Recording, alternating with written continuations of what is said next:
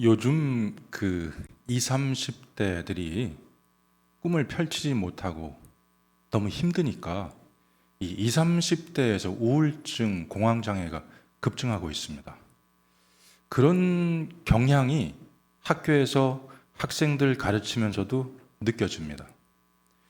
그리고 전쟁의 소문이 계속 이어지고 그 전쟁터에서의 사람들의 아픔이 느껴지고 가계빚은 계속 늘어가고 있고 정치적으로 여야는 계속 엇박자를 내고 있고 이러다 보니까 마음이 약간 우울해져요. 그래서 고민했습니다. 내가 지금 환경을 보고서 우울해졌나? 아니면 성경적인 역사관을 갖고 있지 못해서 우울한가? 그래서 성경적인 역사관을 좀 새로 정립해야 되겠다라는 마음으로 요한계시록을 계속 읽고 묵상하고 있습니다. 요한계시록을 묵상하면서 이런 생각이 듭니다.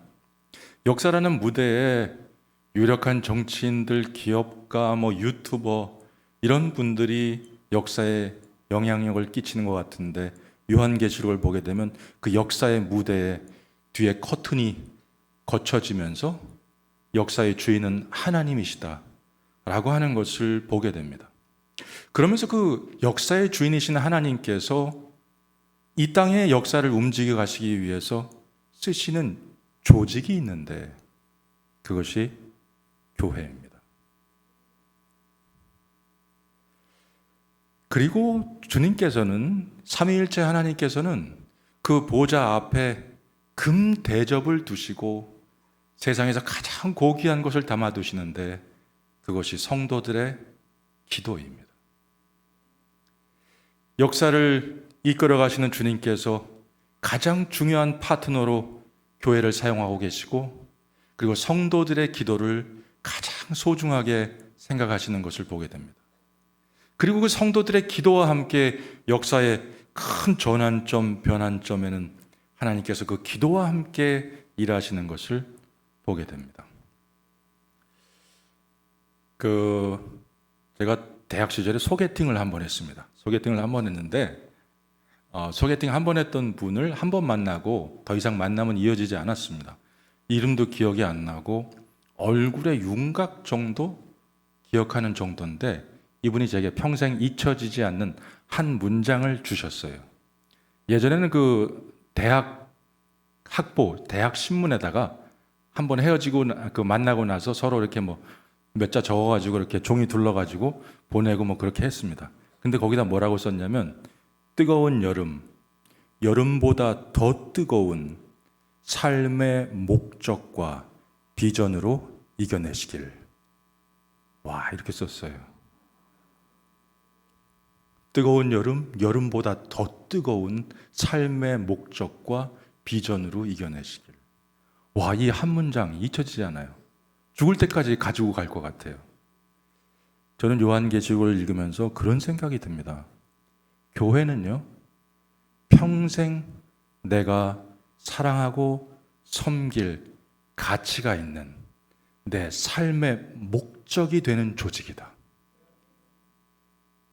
이 교회를 통해서 하나님께서 역사를 이끌어 가시니까 저는 사실은 이 교회에 대해서 우리 정영구 목사님, 또 서정범 목사님, 또 지은영 전사님, 학교에서 하여간 만난 너무 훌륭한 사역자들이 다 이 교회에 계셔요. 그래서 담임 목사님이 너무 부럽습니다. 어떻게 이렇게 훌륭한 사역자들과 함께 일하시는지. 그러면서 이 교회에 대한 소식을 자주 접하게 됩니다. 얼마나 담임 목사님과 모든 재직들이 건강한 교회를 세우기 위해서 애쓰고 계시는지 그런 소식을 들을 때 정말 기쁘지 않을 수가 없습니다. 그런 가운데 여러분들에게 이렇게 말씀을 전할 기회를 주신 하나님께 감사드립니다. 우리가 이제 약속을 하게 됩니다. 이 약속은 적어도 한 두 가지 정도의 어떤 의미를 갖고 있는 것 같습니다.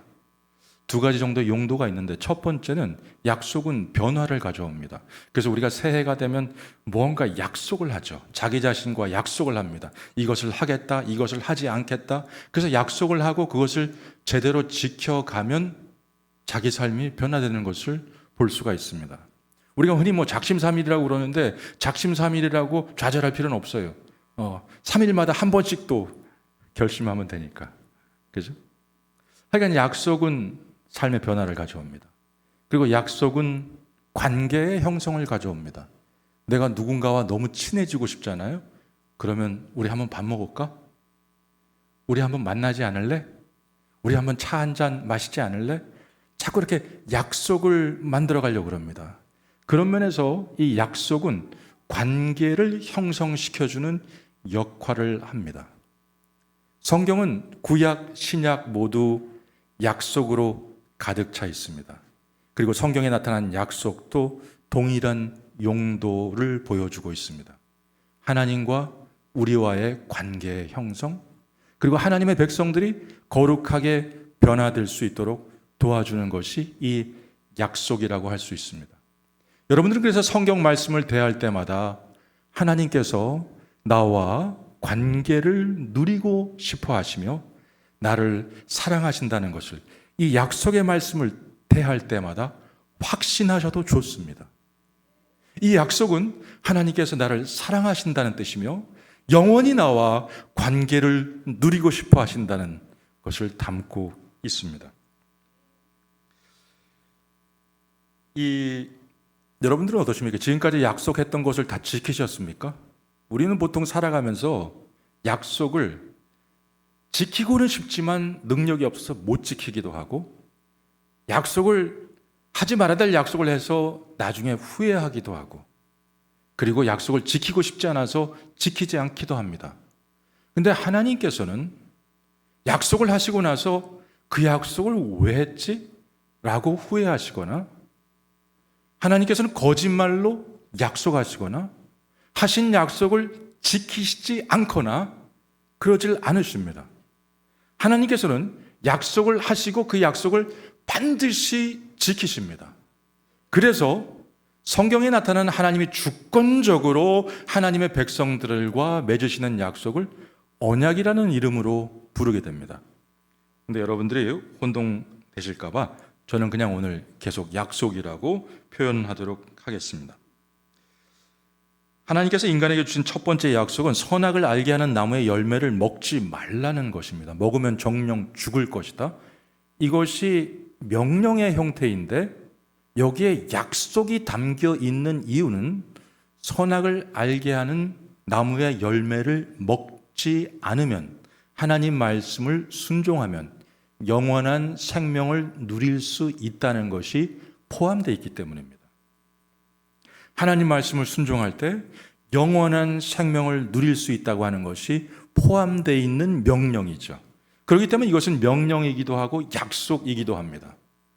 아담과 하와는 하나님께서 주신 이 한 가지 명령을 지키지 못하고 죄와 죽음이 세상 속에 들어오는 것을 보게 됩니다.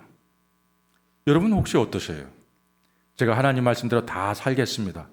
근데 하나님 저 돈 생기면 좀 이상한 데 쓰는데 그건 뭐라 그러시면 안 됩니다. 하나님 제가 하나님 말씀대로 다 살겠습니다. 근데 저 너무 마음이 힘들면 이상한 걸 좀 보는데 그건 뭐라 그러시면 안 됩니다. 이게 무슨 뜻인지 아세요? 하나님, 제가 하나님 말씀대로 다 살겠습니다. 그러나 이 영역에서만큼은 제가 더 똑똑합니다. 이런 뜻이에요. 그래서 성경에 나타난 모든 죄의 가장 근원의 뿌리는 무엇이냐? 교만입니다. 교만. 하나님의 생각을 따라 사는 것보다 내 생각대로 사는 것이 더 큰 행복을 가져다 줄 수 있다는, 하나님의 말씀에 순종해서 하나님께 영광을 돌리는 것보다 나의 육신의 욕심과 마음의 정욕을 추구하는 것이 더 중요한 가치가 된다고 하는, 이 죄의 뿌리는 교만이죠. 근데 여러분 이거 잊지 말으셔야 돼요. 만약 그런 영역이 있다고 해보세요.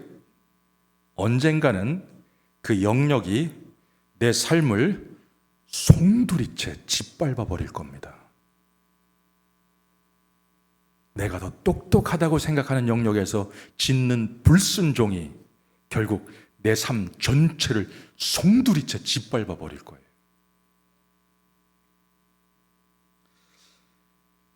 우리 창세기 3장 14절 15절 우리 같이 한번 찾아서 봉독해 볼까요? 창세기 3장 14절 15절 우리 다 찾으셨으면 한번 같이 봉독하겠습니다.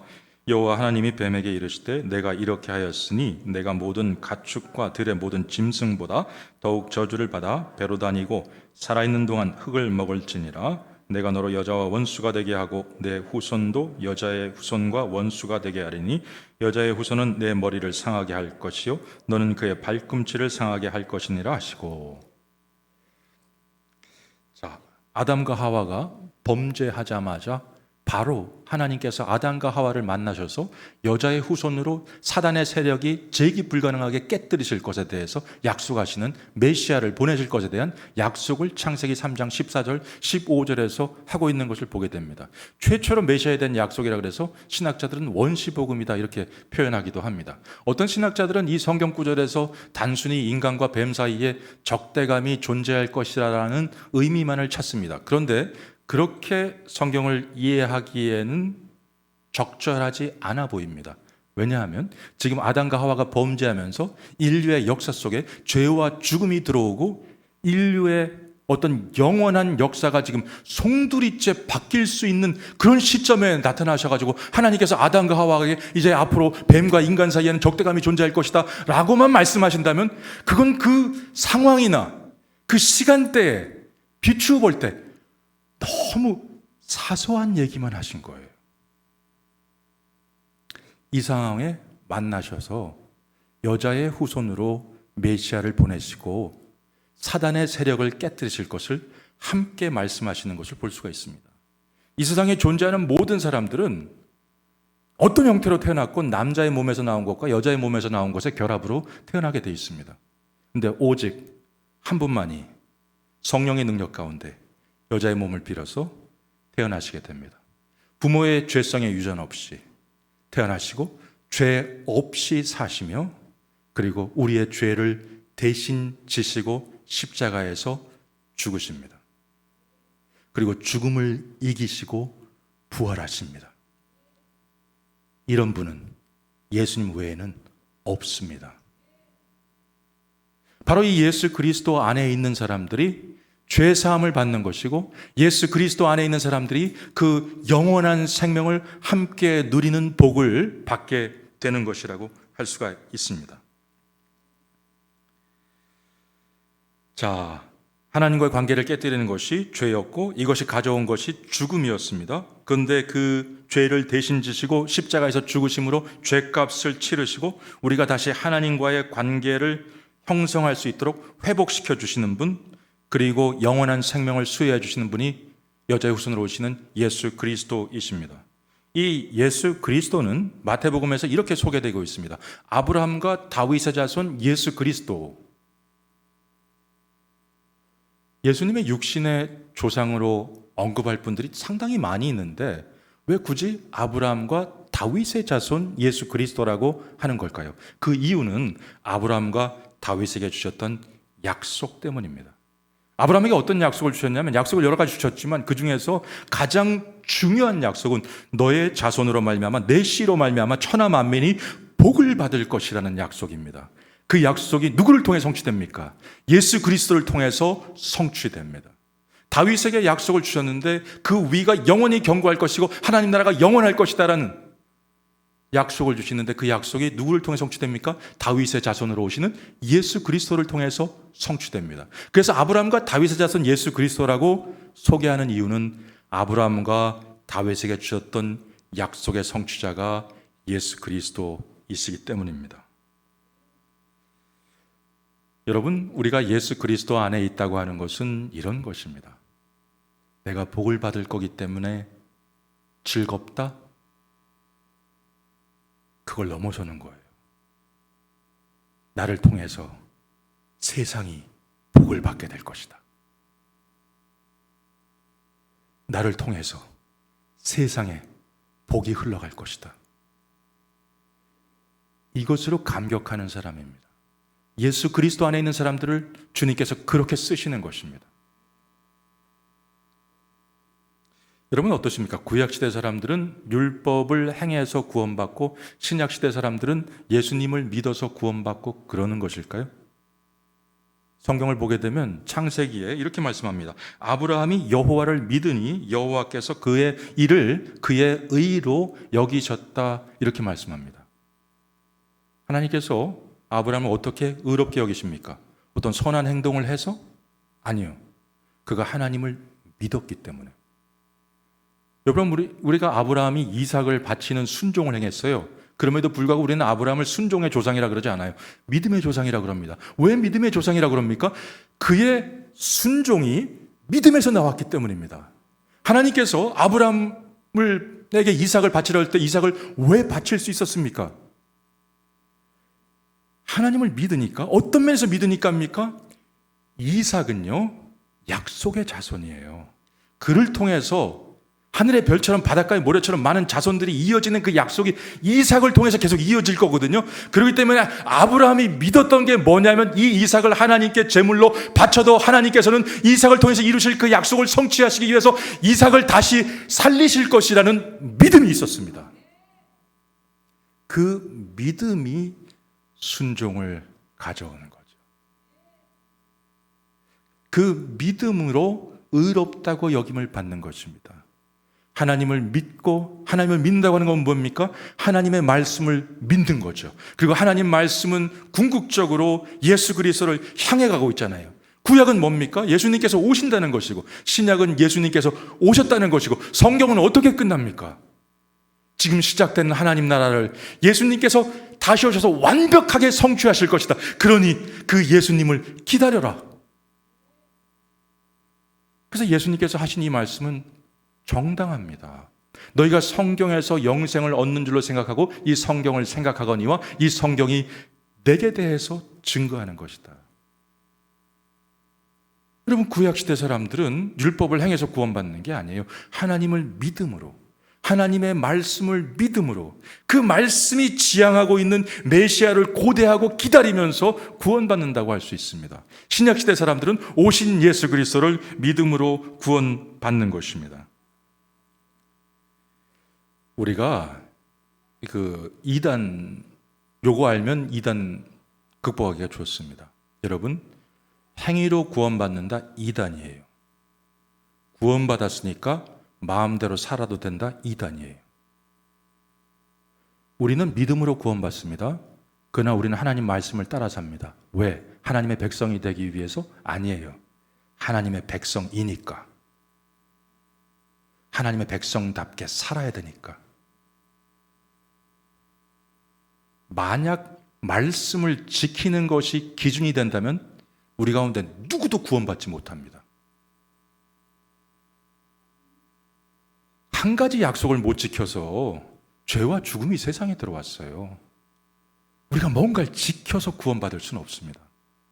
우리가 하나님을 믿을 때, 그리고 하나님을 믿으면서 따라 나갈 때 하나님의 사람으로 계속적으로 빚어져 가는 것이죠. 그래서 이 말씀은 하나님과의 관계를 형성시켜주고 하나님의 사람이 하나님의 사람답게 되도록 계속적으로 변화시켜 주시는 것이 이 말씀이라고 할 수가 있습니다. 자, 그러면 교회는 바로 어떤 사람들로 구성되느냐? 바로 이 교회는 하나님을 믿는 부모들과 그 자녀들로 구성됩니다. 저는 장로교 전통에서 자랐고 마지막 공부는 침례교에서 했습니다. 근데 침례교에서는 하나님을 믿는다고 고백을, 예수 그리스도를 구주로 고백해야지만 세례를 줍니다. 그래서 그 마지막 학교에 다니면서 우리 애들이 그때 4살, 1살쯤 됐었는데 기도해 줄 때마다 고민이 되는 거예요. 얘가 하나님의 자녀라고 예수님 믿는다고 고백한 적이 없는데 아직 하나님의 자녀라고 기도해 줘야 되나? 아니면 하나님의 자녀인지 아닌지 잘 모르겠지만 이렇게 기도해 줘야 되나? 그러고 나서 언약 신학을 꾸준히 공부했습니다. 언약 신학을 공부하면서 깨닫게 된 게 있어요. 언약 신학에서는 하나님 스스로를 어떻게 표현하시냐면 내가 너와 너의 자녀의 하나님이 되시겠다고 말씀하셔요. 여러분, 우리가 유아 세례를 주는 이유는 유아들이 하나님 믿습니다, 저는 예수님을 구주로 고백합니다라고 고백하기 때문에 주는 것이 아닙니다. 유아 세례를 주는 이유는 뭐냐? 너는 언약의 대상자다라고 하는 것을 하나님의 약속의 말씀에 기초해서 주는 거예요. 하나님께서 내가 너와 너의 자녀의 하나님이 되시겠다고 말씀하셨으니까 그 하나님의 약속의 말씀에 기초해서, 구약시대 할례를 아이들이 저 하나님 믿습니다, 그래서 줬나요? 믿는 가정의 자녀로서 언약의 대상자니까 준 거예요. 물론 얘들이 자라가지고 커서는, 성인이 돼서는 자기가 입술로 믿음을 고백해야죠. 예수를 구주로 고백해야 합니다. 바로 그 언약의 가정, 언약의 가정에서 우리가 해야 되는 것이 무엇이냐? 첫째, 말씀을 가르치는 것입니다. 오늘 성경 말씀 보면은 이 말씀을 누웠을 때든지 일어났을 때든지 눈 뜨고 있으면 무조건 가르치라는 거예요. 집에 있을 때든지 길에 있을 때든지 사적인 영역에서든지 공적인 영역에든지 어디서든지 말씀을 가르치라는 것입니다. 그럼 우리는 자녀들에게 어떻게 말씀을 가르쳐요? 언약의 가정에서 우리가 해야 되는 것은 뭐냐? 이 언약의 가정이 계속적으로 유지되게 하는 힘이 무엇이냐? 바로 이 말씀을 꾸준히 다음 세대들에게 가르치는 것이죠. 우리가 틈날 때마다, 시간 날 때마다 힘을 다해서 말씀을 가르치되, 근데 항상 가르칠 수는 없잖아요. 항상 말할 수는 없잖아요. 그래서 항상 하기 위해서 쓰는 방법이 뭐예요? 부모들이 하나님을 사랑하고 그 말씀대로 살아가는 거예요. 살아가는 걸 보여주는 게 하루 종일 가르치는 거예요. 어디서나 가르치는 거예요. 두 번째는 이 약속의 말씀을 붙들고 기도해야 됩니다. 첫 번째는 이 언약의 가정에서 항상 말씀이 흘러가도록 말씀을 가르쳐야 되고, 두 번째는 이 말씀을 붙들고 기도해야 됩니다. 저는 한 여자 전사님을 알고 있는데, 이 여자 전사님이 기독교 대안학교 기숙사 사감을 하셔요. 그러면서 매일 기도 제목을 보내주시는데, 저는 여기서 기도 이렇게 하는 거구나라고 하는 것을 깨달았어요. 그건 뭐냐면은 잠언 4장 7절, 지혜가 제일이니 지혜를 얻으라, 내가 얻은 모든 것을 가지고 명철을 얻을지니라. 그러고 나서 이 말씀 다음에 이렇게 보내셔요. 하나님께 지혜와 명철을 받는 다음 세대가 되게 하소서.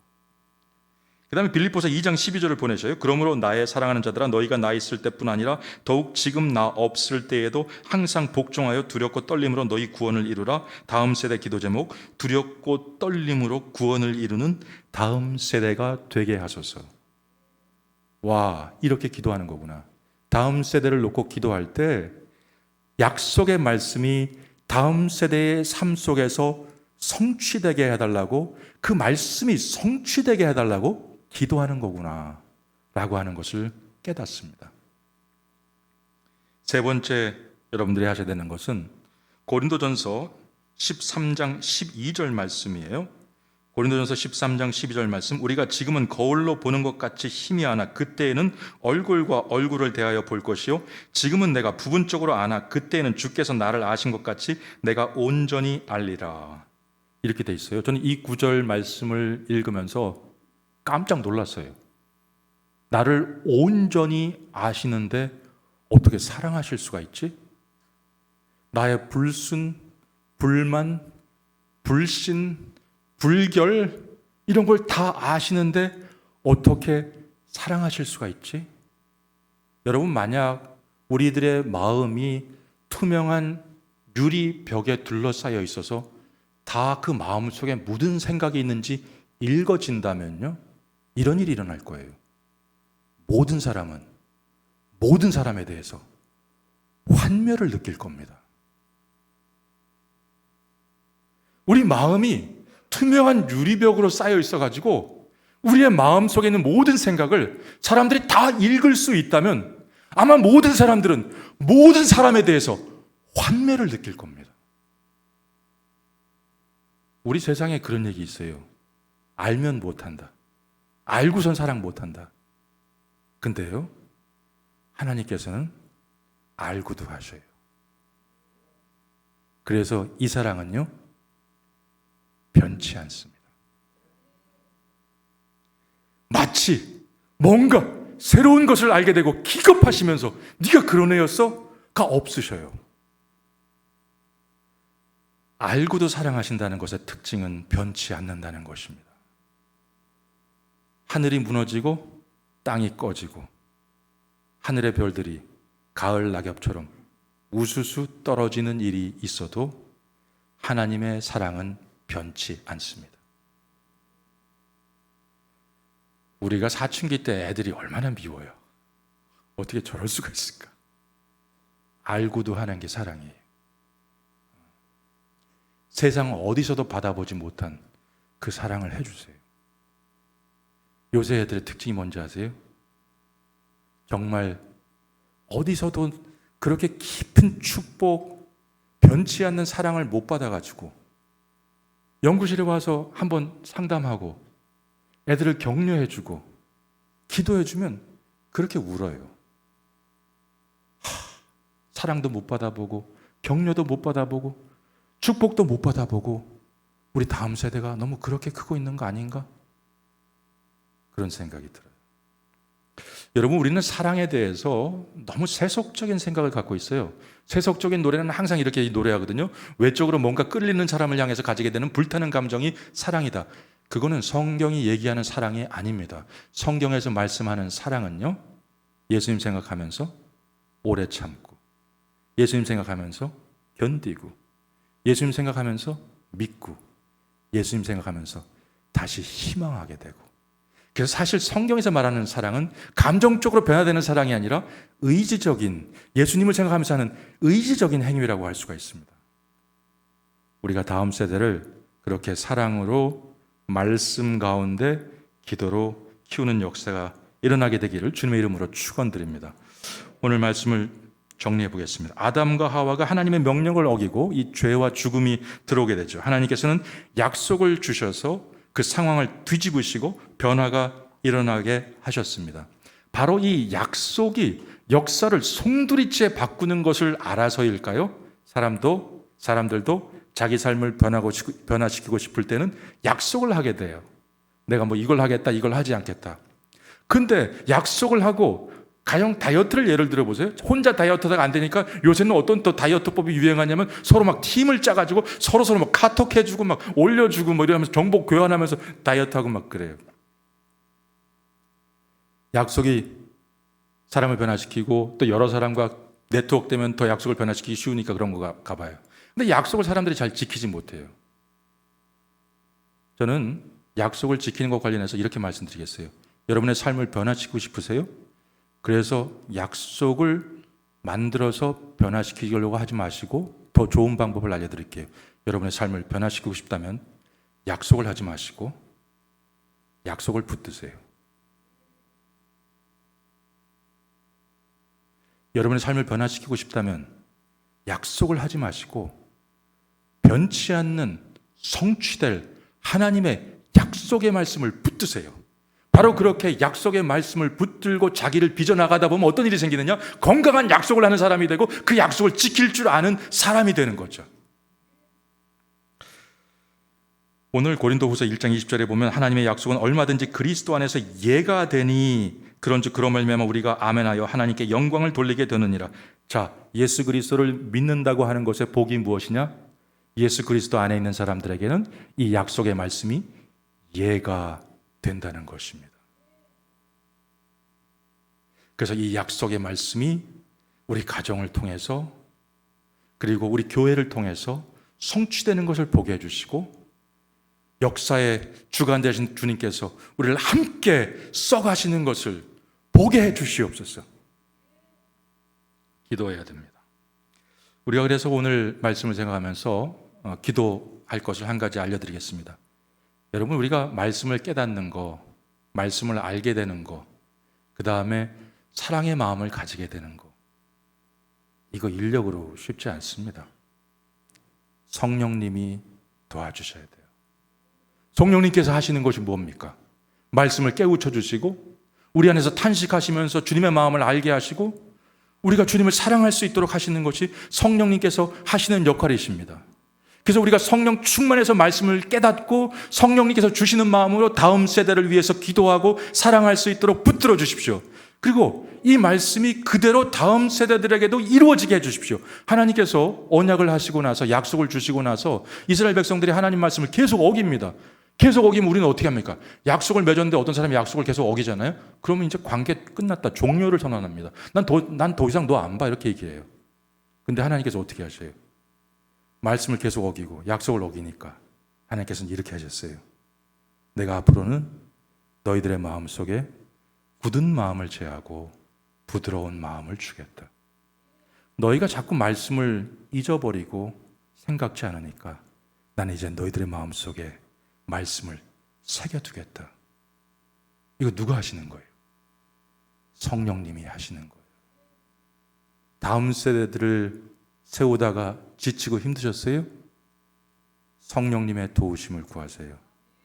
우리 아이에게 굳은 마음을 제하시고 부드러운 마음을 주시옵소서. 세속적인 사상과 가치관이 아니라 하나님의 진리의 말씀이 저의 마음에 새겨지게 하여 주시옵소서. 그래서 우리 가정을 통해서 하나님의 복이 흘러가게 하시고 이 하나님의 복이 흘러가는 통로로 사용되는 이 축복이 자손의 대대로 이루어지게 해 주시옵소서. 우리 같이 이 말씀을 생각하면서 기도하는 시간 갖도록 하겠습니다.